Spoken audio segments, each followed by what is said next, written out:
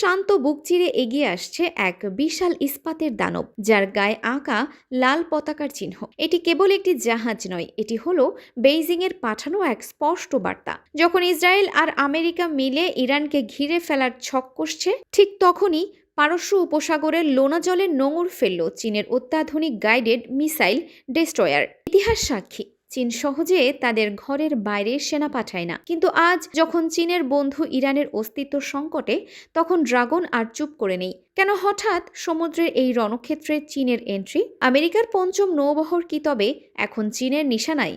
আজ আমরা উন্মোচন করব এই রহস্যময় মোতায়েনের আসল উদ্দেশ্য।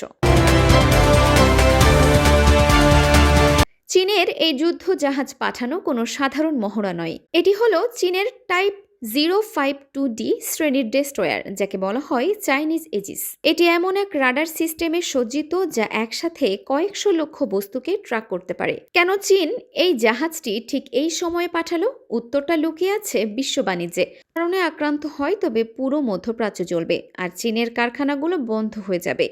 এই জাহাজ মোতায়েনের মাধ্যমে চীন আমেরিকাকে বুঝিয়ে দিয়েছে, ইরানের আকাশ আর সমুদ্র এখন আমাদের নজরদারিতে।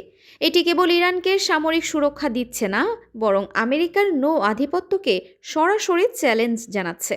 পেন্টাগনের গোয়েন্দা রিপোর্টে বলা হয়েছে, চীনের এই যুদ্ধ জাহাজে এমন সব জ্যামিং টেকনোলজি আছে যা ওই অঞ্চলে থাকা আমেরিকার ড্রোন আর মিসাইলগুলোকে অকেজো করে দিতে পারে।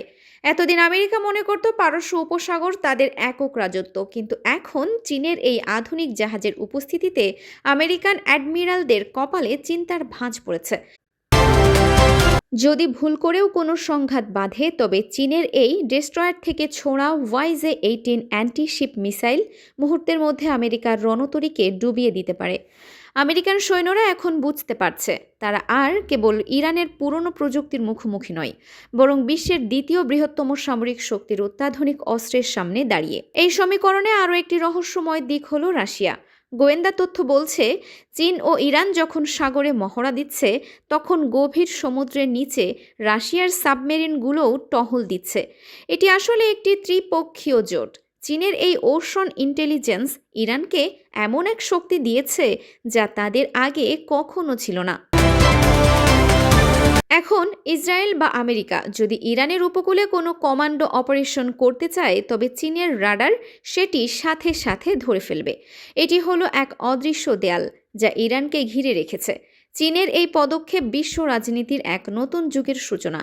এটি প্রমাণ করে যে আমেরিকা এখন আর পৃথিবীর একমাত্র পুলিশ নয়, তেলের বদলে নিরাপত্তা, এই নীতিতেই চীন এখন এগিয়ে যাচ্ছে। সাগরের জল এখন আর শান্ত নেই, ড্রাগন এখন ইরানের পাশে বর্ম হয়ে দাঁড়িয়েছে। আমেরিকা কি এই চ্যালেঞ্জ গ্রহণ করবে নাকি পিছু হটবে?